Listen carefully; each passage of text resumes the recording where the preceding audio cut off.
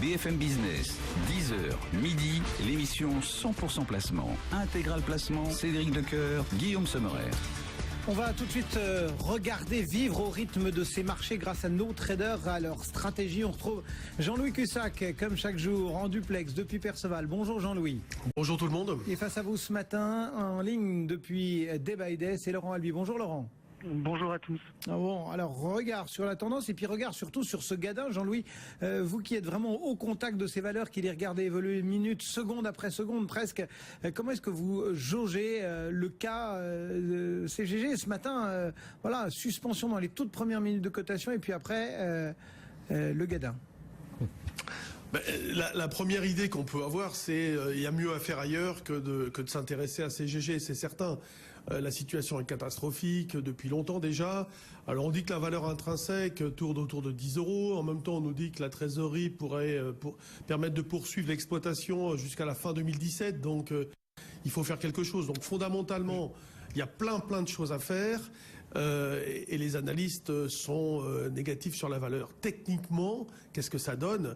Rien. C'est-à-dire qu'il n'y a rien de possible à l'horizon. Soit ça rebondit violemment suite à une news forte avec par exemple la conversion en fonds propres de l'intégralité de la dette non sécurisée, et puis tout se passe bien, on met de l'argent, enfin soit, et on n'aura pas le temps techniquement de déclencher quoi que ce soit, soit il faut attendre une dérive horizontale qui va mettre un certain temps, et on n'a rien, si vous voulez, avant 11 franchis pour vraiment se dire que, allez, peut-être qu'on est sorti du trou, peut-être qu'on va se diriger vers une période plus favorable, mais certainement qu'il va falloir s'attendre dans les années, au moins dans les 1 ou 2 ans à venir à des périodes, à des phases extrêmement nerveuses et donc dangereuses pour les investisseurs. Bon, là on parlait de CGG. Si on regarde la tendance, votre sentiment avant d'interroger également sur cette tendance Laurent Albi, Jean-Louis? Alors, c'est toujours à l'achat. Ce matin, il se passe rien, vous vous rendez compte. On retrouve très rapidement le comportement que le marché avait ces dernières semaines, ces derniers mois. C'est tout ou rien. C'est-à-dire qu'on a un marché qui avait pris 2,1%, alors que les jours précédents, il ne se passait rien. Cette hausse de 2,1% a été accompagnée d'une augmentation de volume, mais vraiment négligeable, et uniquement parce que l'intérêt est venu sur les financières. Donc un intérêt très ciblé, une absence de flux global. Donc la porte ouverte reste ouverte vers les 5000 et plus, pourquoi pas, mais elle va pas le rester longtemps. Et là, l'idée, si vous voulez, c'est d'acheter toujours, en effet, vers les 4950 pour trader. Le marché n'envoie pas de message supplémentaire. On est à l'abri d'un retournement immédiat. C'est sûr que jusqu'à 4935, on peut acheter dans la journée, et puis sur plusieurs jours jusqu'à 4900. Vous voyez, mais voilà, le message est très faible. Il est haussier, mais sans plus. Jean-Louis Cussac, donc du côté de Day by Day, Laurent Albi, comment est-ce que vous percevez, vous, l'évolution du marché? Quelle stratégie appliquez-vous? Alors, il faut quand même rappeler que le CAC est sorti d'une phase de consolidation qui a duré 3 mois. Il en est sorti avec une bougie extrêmement importante, un gap haussier.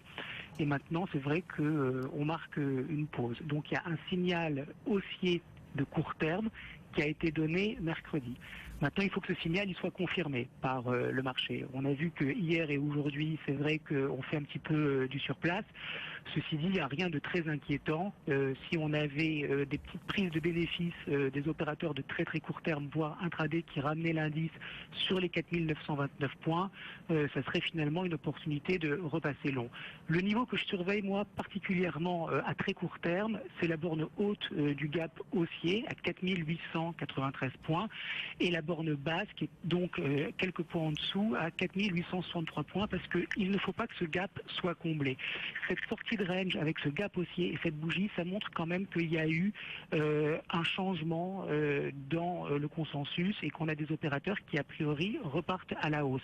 Donc tout ça il faut que ça soit conservé, et si finalement on comblait le gap de mercredi, ça voudrait dire que c'est un coup pour rien et qu'on repart en consolidation. Donc c'est vraiment ce niveau que je surveille, ce gap. Il ne faut pas qu'il soit comblé, il faut qu'on continue à la hausse.